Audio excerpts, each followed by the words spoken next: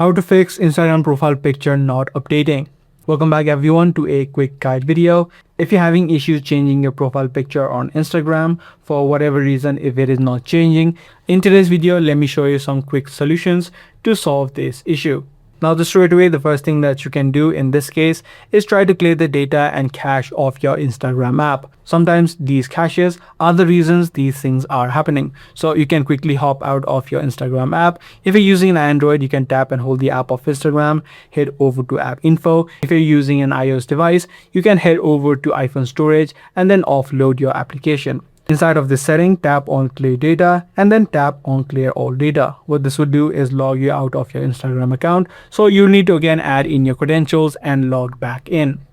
By doing this step alone, you should be able to fix this issue. If it is still not fixed, the second thing that you can try out is try to log into your Instagram using a desktop or even from your mobile using a web browser. So search for instagram.com, type in your credentials and try changing your profile picture of Instagram from your browser.